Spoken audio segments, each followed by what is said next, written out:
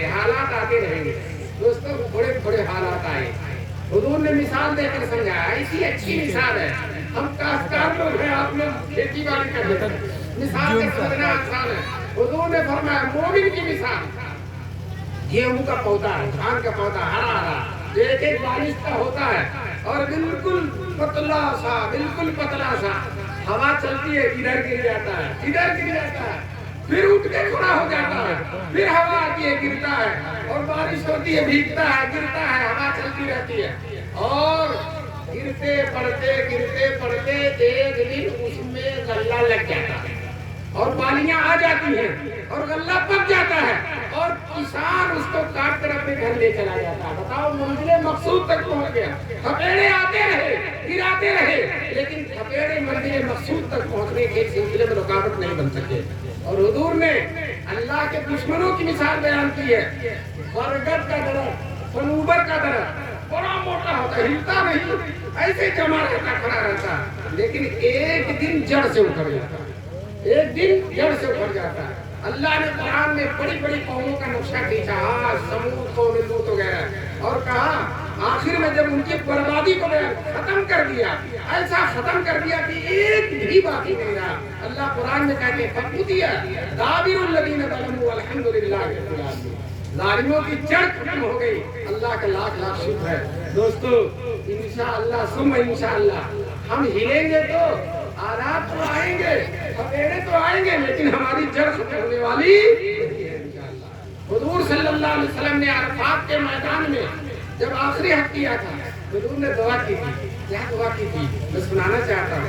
عرفات میں ہماری اور آپ کی دعا قبول ہوتی ہے. اللہ ہم سب کو عرفات کے میدان میں پہنچائے اور دعا کرنے کی توفیق نصیب فرمائے. دوستو حضور نے کیا دعا کی تھی؟ حضور نے یہ دعا کی تھی، اے اللہ میری امت قیامت تک باقی ہے. اے اللہ میری امت قیامت تک کوئی ظالم و جابر خونخوار میری امت کو ختم نہ کر سکے. یہ دعا مانگی تھی دوستو، بڑی دل سوزی سے دعا مانگی تھی. اور دعا کی قبولیت کی شان سنیے. ابھی عرفات کے میدان ہی میں ہیں، تب تک اللہ نے جبریل کو بھیجا، جا کر میرے محبوب کو بشارت سنا دو کہ آپ کی دعا قبول ہے، آپ کی دعا قبول ہے. دوستو یہ دعا بالکل قبول ہوگی. ایک دعا اور مانگی تھی، اے اللہ میری امت میں آپس میں لڑائی جھگڑا نہ ہو، آپس میں اختلاف نہ ہو. یہ دعا اللہ کی حکمت سے قبول نہیں ہوئی. دوستو ورنہ دیوبندی بریلی کا جھگڑا ہی تھا. اب نہ کوئی قادیانی ہوتا، نہ شیعہ ہوتا، نہ بریلی ہوتا، نہ اہل، سب کے سب ایک ہو جاتے. لیکن اس میں اللہ کی کوئی حکمت اور مصلحت ہے. لیکن یہ دعا قبول ہو گئی. اختلاف تو ہوتا رہے گا لیکن یہ دعا قبول ہو گئی کہ امت ختم نہیں ہو سکتی. دوستو اس مقبول دعا کے بلبوتے پر میں کہتا ہوں، اس ملک میں اور اس دنیا میں، اس عالم میں کوئی رہے یا نہ رہے، ہم تو انشاءاللہ قیامت تک رہیں گے. ہم تو انشاءاللہ قیامت تک رہیں گے. ہمارے سر پر مقبول دعا حضرت رسول پاک صلی اللہ علیہ وسلم. اس لیے کسی بھی حالات میں مسلمانوں کو مایوس نہیں ہونا چاہیے. ایمان اور اللہ والا مایوس ہو جائے. ایک عورت تھی، اس کا شوہر کوتوال ہو گیا. جب کوتوال ہوا شوہر کا تو دروازہ کھول کے سوتی ہے. کسی نے کہا کہ دروازہ کھول کر کیوں سوتی ہے؟ کہنے لگی سیاں میں کوتوال ڈر رہے گا، سیاں میں کوتوال ڈر، میرے تو شوہر کوتوال ہو گئے، مجھے کس کا ڈر ہے؟ دوستو اس کا شوہر صرف کوتوال تھا اور ہمارے مالک تو آسمان و زمین کے مالک. ہم کو انشاءاللہ کسی کا کوئی ڈر اور خوف نہیں ہے. ہم کو صرف اپنے اللہ سے ڈرنا ہے. اللہ کے علاوہ کسی سے ڈرنا بہت بڑی بزدلی ہے، بہت بڑی حماقت ہے، بہت بڑی ناکامی ہے. صرف اللہ سے ڈرنا ہے. اور دوستو جو اللہ سے ڈرے گا یاد رکھو وہ سب کے حقوق کی رعایت کرے گا. وہ اچھا مسلمان ہوگا، وہ اچھا شہری ہوگا، وہ اچھا ہندوستانی ہوگا. وہ کسی سے رشوت نہیں لے گا، کسی کی چوری نہیں کرے گا، کسی کو قتل نہیں کرے گا، کسی کو نقصان نہیں پہنچائے گا، کسی کی عزت و آبرو پر حملہ نہیں کرے گا. دوستو وہ تو مرد مومن ہے. مومن کی شان ہے وہ ہر ایک کا وفادار ہوگا، وہ انسانوں کا وفادار ہوتا ہے. جس ملک میں رہتا ہے اس ملک کا وفادار ہوتا ہے. جہاں جس علاقے میں رہتا ہے انسانیت کا وفادار ہوتا ہے. اللہ تعالیٰ ہم سب کو صحیح معنوں میں مومن بننے کی توفیق دے. میں ایک بات سنا کر اپنی بات کو ختم کروں گا. مجھے معلوم ہے کہ 10 بجے تک جلسہ ختم ہو جانا ہے.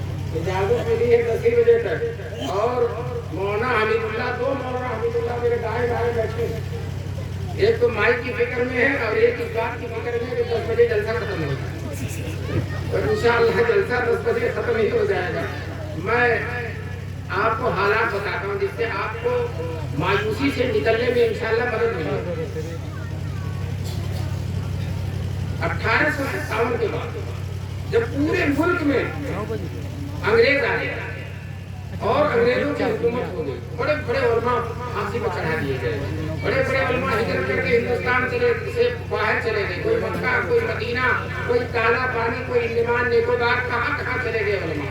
और दिल्ली में 1000 मदरसे से सब खत्म हो गए, 1000। और मदरसे चलाते थे बादशाह लोग, नवाब लोग, रईस लोग, रईसों को फांसी दे दी गई, बादशाह को रंगून भेज दिया गया, और पूरे मुल्क में मदारिस और मस्जिदों के चलाने वाले ही खत्म हो गए। लगता था कि इस्लाम खत्म हो जाएगा, अंग्रेज बड़े हौसले में था, वो भी सोच रहा था हम इस्लाम को खत्म कर देंगे। उसको नहीं मालूम थी कि हुजूर की दुआ क्या है। वो लॉर्ड मिकाले जो अंग्रेजों का पहला वज़ीर तालीम है, उसने ऐलान कर दिया अब हमारी हुकूमत हो गई है, हमारा झंडा लहरा रहा, हम पूरे हिंदुस्तान में मिशन स्कूल कायम करके, इंग्लिश स्कूल कायम करके, अंग्रेजों के स्कूल कायम करके ऐसे हिंदुस्तानी बनाएंगे जो सूरत और शक्ल के एतबार से हिंदुस्तानी होंगे और ज़हन और दिमाग के एतबार से अंग्रेज होंगे। अंग्रेजों ने यह तय कर दिया था कि हमको अंग्रेज बनाना है। दोस्तों, अल्लाह नूर से भरते बुजुर्गान देवबंद के कब्रों को, मौलाना कासिम नानोतवी, मौलाना रशीद अहमद गंगोही, हाजी इमदादुल्लाह महादिर मक्की, इन हजरात ने अल्लाह के भरोसे पर, इन फकीरों ने, काट और बोरिए पर बैठने वालों ने अल्लाह के तवक्कुल पर देवबंद की सरजमीन में मदरसा खोलकर उन्होंने ज़बाने हाल से ऐलान कर दिया, अंग्रेजों सुनो, तुम कहते हो हम सूरत और शक्ल के एतबार से हिंदुस्तानी और ज़हन और दिमाग के एतबार से अंग्रेज बनाएंगे, हम अल्लाह के भरोसे पर इस मदरसे को कायम करके इंशाअल्लाह ऐसे हिंदुस्तानी बनाएंगे जो सूरत और शक्ल के एतबार से हिंदुस्तानी होंगे और ज़हन और दिमाग के एतबार से मक्की और मदनी होंगे। मुसलमानों बताओ, अंग्रेज कामयाब हुआ या हम कामयाब? हम मक्की और मदनी हैं कि नहीं हैं? है कि नहीं? उब्बे अहमद अज़ल ही से सीने में है, मैं यहाँ हूँ, मेरा दिल मदीने में है। हर मुसलमान का दिल मदीने में रहता है। दोस्तों, लॉकडाउन के बाद कारोबार खराब हो गया, पैसा कम है, जीएसटी बीएसटी पता नहीं क्या क्या लग गई, लेकिन इसके बावजूद हज और उम्रा करने वाले बताओ घटे या बढ़ गए? बढ़ गए। जिसको देखो हज करने जा रहा, जिसको देखो हज करने जा रहा, बीवी को भी लेकर, बच्चों को भी लेकर, पूरे खानदान को लेकर उम्रा करने जा रहा है। दोस्तों, ये मक्की और मदनी होने की अलामत है। हमारा दिल हमेशा मक्का और मदीना की तरफ लगा रहता है। शायद कहता मदीना जाऊं फिर आऊं, मदीना फिर जाऊं, मदीना जाऊं फिर आऊं, मदीना फिर जाऊं, तमाम उम्र इसी में तमाम हो जाए। बड़ी हसरत से कहता है बुला लो जल्द मदीना, ये है अमीर को खौफ, कहीं न उम्र दो रोजा तमाम हो जाए। ये मक्की और मदीनी होने की पहचान है। दोस्तों, ये देवबंद का मदरसा एक उस्ताद और एक शागिर्द से खुला, एक उस्ताद। मायूसियों में उम्मीद की एक चिराग थी देवबंद, बड़ी मायूसी का हाल था। ये लगता था कि शायद हिंदुस्तान में मुसलमान न रह सके, और दिल्ली जैसे शहर में कोई मुसलमान जा नहीं सकता।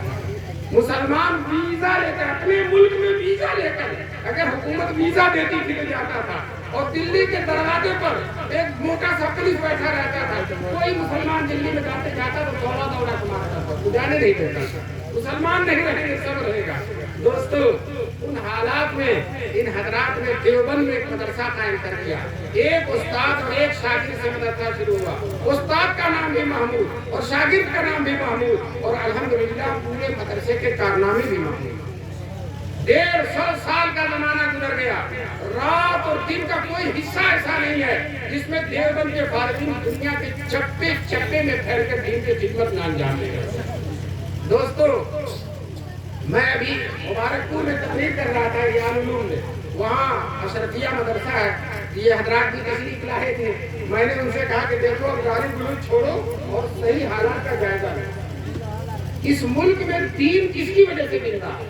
ये मस्जिद, मिंबर और मेहराब, ये काल अल्लाह काल रसूल की सदाएं, ये हाफिज, ये आलिम, ये कारी, और ये दीन के सिलसिले किसकी खिदमत से जारी हैं? अगर उलमा देवबंद न होते तो ہندوستان میں دین کی شان ہی نہ ہوتی۔ آج دارالعلوم دیوبند ہر سال 1500 1600 1700 عالم پیدا کرتا اور ایک عالم پورے علاقے میں چلا جاتا، پورے علاقے میں دینی تبدیلی پیدا کر دیتا۔ دوستو دارالعلوم دیوبند کے جو بانی تھے مولانا قاسم نانوتوی، انہوں نے بچپن میں خواب دیکھا تھا میں خانے کعبہ کی چھت پر ہوں اور میرے جسم سے دودھ کی نہریں نکل کر ہر طرف جا رہی ہیں۔ کسی عالم کامل نے خواب کی تعبیر بتلائی تھی، یہ بچہ بڑا ہو کر حضور صلی اللہ علیہ وسلم کے دین کی خدمت ایسی کرے گا جس کا فیض پوری دنیا میں جائے گا۔ بتاؤ مسلمانوں، کعبے کا فیض پوری دنیا میں ہے کہ نہیں ہے؟ تو دارالعلوم دیوبند کا بھی فیض پوری دنیا میں ہے۔ امام حرم تشریف لائے تھے، وہ دارالعلوم کے فارغ نہیں ہیں، دارالعلوم کے پڑھے ہوئے نہیں، لیکن دارالعلوم میں تشریف لائے تھے۔ اپنی تقریر میں کہا میں دنیا کے جس ملک میں بھی گیا امام حرم ہونے کی حیثیت سے دارالعلوم دیوبند کا فیض سورج اب چاند کی طرح چمکتا ہوں دنیا کے ہر ملک میں۔ دوستو ابھی میں مولانا تقی صاحب کی تقریر سن رہا تھا، وہ پتہ نہیں کس تیرے ملک کا نام لیا، افریقہ کا کوئی ملک تھا بڑا ہی دور دراز کا، تو کہنے لگے تھکان ہو رہی تھی، دوستوں نے پروگرام بنایا کہ چلو جنگل میں سیر و تفریح کریں۔ چلتے چلتے چلتے صحرا میں ایک جگہ سیر و تفریح کے لیے مغرب کا وقت ہو گیا، تو ہم نے کہا قریب میں کوئی مسجد اور صحرا میں تو چلے، تو ایک مسجد نظر آئی، مسجد میں گئے، امام صاحب سے پوچھا آپ کہاں سے پڑھ کر آئے ہیں؟ کہنے لگے دارالعلوم دیوبند سے پڑھ کر آئے۔ مولانا تقی نے اپنی تقریر میں کہا، اور دوستوں میں اپنا واقعہ سناتا ہوں، ہم اپنے استاد محترم حضرت مولانا نعمت اللہ جو دارالعلوم دیوبند میں 90 سال کے بہت بڑے محدث ہیں، شیخ الاسلام کے شاگرد ہیں، ان کے ساتھ ہم فیجی گئے، بخاری ختم کر۔ فیجی ایسا ملک ہے جو دنیا کا سب سے پہلا ملک ہے، وہیں سب سے پہلے سورج نکلتا، سب سے پہلے فجر کی نماز نہیں ہوتی۔ چلتے چلتے چلتے چلتے لگتا تھا جہاز اترے گا ہی نہیں، پیر پھول گئے۔ جب اس جزیرے میں پہنچے تو دیکھا دورے تک کے مدرسے ہیں، بخاری پڑھائی جا رہی ہے۔ ہم نے ان علماء سے پوچھا کہاں سے پڑھ کر آئے آپ؟ کہنے لگے دارالعلوم دیوبند سے پڑھ کر آئے۔ دوستو کسی شاعر نے کہا ہے اڑائے کچھ ورق نرگس نے، کچھ لالے نے، کچھ گل نے، چمن میں ہر طرف بکھری ہوئی ہے داستان۔ دوستو میں آپ سے بتانا یہ چاہتا ہوں، جب مدرسہ شروع ہوا محرم کے مہینے میں مدرسہ کھلتا ہے، محرم صفر ربیع الاول ابھی ساری جماعت اولیاء جماعت اخرى رجب آتے آتے دورے تک کتاب، ایک استاد اور ایک شاگرد سے شروع ہوا مدرسہ، دورے حدیث تک کی تعلیم شروع ہو گئی۔ اور دوستو طلبہ مظفر نگر میرٹھ دیوبند کے نہیں، سمرقند و بخارا کے، کابل و قندھار کے، ایران و توران کے طلبہ چلے آئے۔ دوستو زمانے میں نہ ریڈیو نہ ٹیلی ویژن نہ اخبار، لیکن اللہ کی رحمت کے فرشتوں نے خبر کر دی، اے علوم نبوت کے دیوانوں چلو دیوبند کے علوم نبوت کا چراغ جلائے۔ دوستو جب طلبہ کی تعداد زیادہ ہوئی تو مولانا قاسم نانوتوی نے فرمایا مدرسے کی الگ عمارت ہوئی ہے، مسجد میں کب تک چلے گا؟ یہ طلبہ آزاد ہوتے ہیں، کبھی لوٹا ٹوٹ گیا، کبھی چٹائی پھٹ گئی، اس لیے مسجد مدرسہ الگ ہونا چاہیے۔ ہم آج ہی کے طلبہ کو شریف سمجھتے ہیں، اس زمانے میں بھی طلبہ ایسے ہی ہوتے تھے، طلبہ ہر دور میں ایسے ہی ہوتے تھے۔ مولانا کا کبھی چٹائی پھاڑتے تھے، کبھی لوٹا ٹوٹتے تھے، عمارت الگ ہونی چاہیے۔ طے ہو گیا کہ مسجد کی تعمیر ہوگی، مدرسے کی تعمیر ہوگی، اعلان ہو گیا فلاں تاریخ کو جمعے کے دن مولانا قاسم نانوتوی کا وعظ ہوگا اور وعظ کے بعد مدرسے کی بنیاد رکھی جائے گی۔ مولانا قاسم نانوتوی کے لوگ دیوانے اتنے تھے، عاشق اتنے تھے، ان کے وعظ سننے کے لوگ مشتاق اتنے تھے، دور دور سے کئی ضلعوں سے لوگ آ گئے اور کہتے ہیں علاقے کے جتنے اولیاء اللہ کے سب اکٹھا ہو گئے۔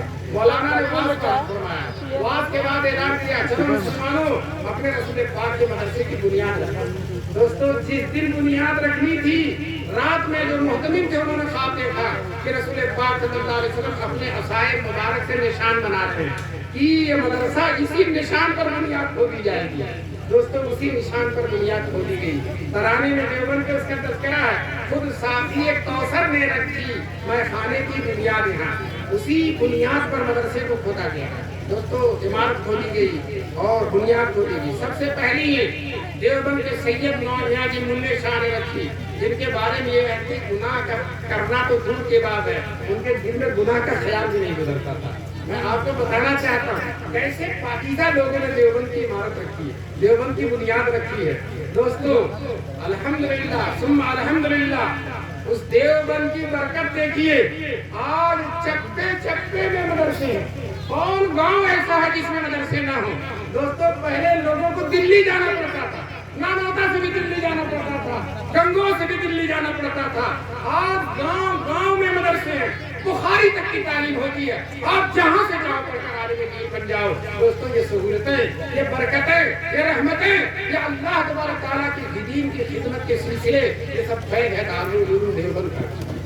अंग्रेज ने हमको मिटाना चाहा था, अंग्रेज ने हमको बंद करना चाहा था, लाख कोशिश की थी कि देवबंद बंद हो जाए। हम आपसे एक सवाल करते हैं, अंग्रेज बंद हुआ या हम बंद हुए? बताइए। दारूल बंद हुआ या अंग्रेज बंद हुआ? दारूल तो आज भी है, कल भी रहेगा और इंशाअल्लाह क़यामत तक रहेगा। कोई इसको बंद नहीं कर सकता। दोस्तों, जब दारूल पर हालात आते हैं तो हमें हुजूर की वही हदीस याद आती है जो दिन के इधर उधर हिलते हैं, कभी इधर गिर जाते हैं इधर, लेकिन उसके खड़े हो जाते हैं। इसी तरह से इंशाअल्लाह दारूल पर जितने भी हालात आएंगे, लेकिन दारूल इसी शान के साथ चलता है। अंग्रेजों ने क्या कर दिया था? दारुल देवबंद से मौलाना हुसैन अहमद मदनी को निकलवा दिया। मौलाना हुसैन अहमद मदनी सदर मुदर्रिस थे और अंग्रेजों की आंखों में कांटा था। अंग्रेज उनसे बहुत डरता था, जलता था। उसने सोचा देवबंद से इनको निकलवा दिया जाएगा तो ये भी कमजोर हो जाएंगे और देवबंद भी कमजोर हो जाएंगे। दोस्तों, अंग्रेज कुछ कर नहीं सकता था। दारुल देवबंद अंग्रेजों से एक पैसा नहीं लेता। तो हैदराबाद के नवाब जो अंग्रेजों के तरफदार थे, अंग्रेजों ने उनको आमादा किया कि आप देवबंद में असर रखते हैं, आप हमारे सबसे बड़े मुखालिफ मौलाना हुसैन को मदरसे से निकलवाइए। हैदराबाद के नवाब ने खत लिख दिया, देवबंद में मुहतमिम थे क़ारी तैयब साहब, खत लिख दिया कि क़ारी तैयब साहब को मालूम हो मौलाना मदनी को मदरसे से निकलवा दिया जाए, अगर उनको नहीं निकलवाया जाए तो मैं अपना चंदा बंद कर दूंगा। क़ारी तैयब साहब रहमतुल्लाह अलैह हकीमुल इस्लाम थे, बड़ा हकीमाना जवाब दिया। आबे घर से लिखने के लिए जवाब दे दिया कि हैदराबाद के नवाब को मालूम हो कि मौलाना मदनी का मदरसे में रहना अंग्रेजों के लिए बहुत मुफीद है। क्यों? हम उनको हफ्ते में 6 दिन छुट्टी नहीं देते, बुखारी और तिरमिज़ी पढ़वाते, एक दिन जुमे को छुट्टी का मिलता, पूरे मुल्क में कहीं जाकर अंग्रेजों को ललकारते हैं। अगर हमने उनको मदरसे से निकाल दिया तो उनका पूरा हफ्ता खाली हो जाएगा और पूरा हफ्ता खाली होगा तो एक दिन के बजाय 7 दिन अंग्रेजों की मुखालफत करेंगे। अंग्रेजों को अगर 7 साल में जाना तो एक ही साल में जाना पड़ जाएगा। इसलिए अंग्रेजों की भलाई की इसी में है कि शेर को इस पिंजरे में बंद रखा जाए और मौलाना मदनी को मदरसे से न निकाला जाए। दोस्तों, ये क़ारी तैयब साहब ने जवाब भेज दिया। कुछ दिन के बाद मौलाना मदनी को मालूम हुआ कि मेरे बारे में हैदराबाद से कोई खत आया, दफ्तर एहतमाम में तशरीफ लाए। मोहतमिम साहब से कहा, हजरत मेरे बारे में क्या खत आया? मोहतमिम साहब ने अपना जवाब और हैदराबाद के नवाब का खत मौलाना मदनी के सामने रख दिया। मौलाना मदनी ने बड़ी वक़ार और फनकन से मुताला किया, मुताला करके बड़ी संजीदगी और वक़ार से फरमाते, अल्लाह पर तवक्कुल करके फरमाते, कहते हैं मोहतमिम साहब दूसरा खत लिखिए और ये लिख दीजिए, नवाब साहब आपने धमकी दी है, मैं अपना चंदा बंद कर दूंगा, आइंदा चंदा देना तो दूर की बात, अब तक साल से जितना चंदा दिया है उसकी सब फहरिस्त भेज दीजिए, आपकी सारी रकम वापस कर दी जाए। आप समझते हैं मदरसा आपके पैसे से चलता, मदरसा अल्लाह का है, अल्लाह को चलाने वाले। आज भी हम यही कहते हैं और कल भी यही कहेंगे, मदरसा अल्लाह का है और मदरसे को चलाने वाला अल्लाह है। इंशाअल्लाह कोई ताकत इन मदरसों को खत्म नहीं कर सकती। दारुल देवबंद भी रहेगा और दारुल उलूम कौन कहा?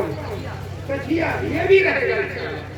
मुझे यहाँ की कछिया इस तरफ याद रखो, कछुआ तो सबको याद होता है लेकिन उसको याद में बदल दो कछिया, इंशाअल्लाह ये काम के भूलेगा नहीं।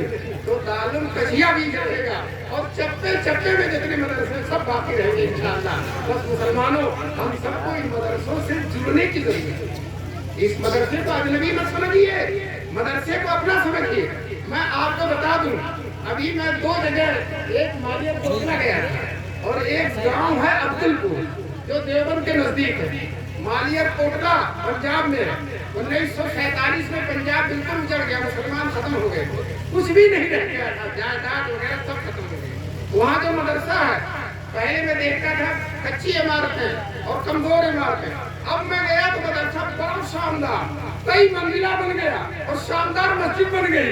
मुझे लोगों ने बताया कि मालियर कोटला के लोगों ने ये कहा है یہ ان کا احساس ہے کہ جب سے ہم نے مدرسے پر خرچ کرنا شروع کر دیا، مدرسے کی عمارت بنانا شروع کر دیا، مدرسے پر اپنا پیسہ لگانا شروع کر دیا، اللہ نے ہم سب کو مالدار کر دیا، اللہ نے ہم سب کو مالدار کر دیا۔ اسی طرح سے عبدل پور میں 4 گاؤں کے بیچ میں ایک مدرسہ ہے، دیہات ہے، ان سب کا احساس ہے جب سے ہم مدرسے میں چندہ دے رہے ہیں، مدرسے پر خرچ کر رہے ہیں، اللہ تبارک تعالیٰ ہم سب کو بھی بڑھانا ہے۔ اس لیے میں اس کچھیا کے مسلمانوں سے درخواست کرتا ہوں، اگر خود بڑھنا چاہتے ہو، خود خوش رکھنا چاہتے ہو، اپنی نسلوں کو سرسبز و شاداب رکھنا چاہتے ہو، اپنے گھروں میں خوشیاں لانا چاہتے ہو، تم مدرسے کی خدمت کرو، مہمان رسول کی خدمت کرو، علم دین کی خدمت کرو، مدرسے پر صرف کرو، انشاءاللہ تعالیٰ تم اپنے محدود خزانے میں سے اگر اللہ کے راستے میں دو گے تو اللہ اپنے لامحدود خزانے کو تم پر صرف کرے گا۔ اس لیے تم یہ مدرسے کی خدمت کرو۔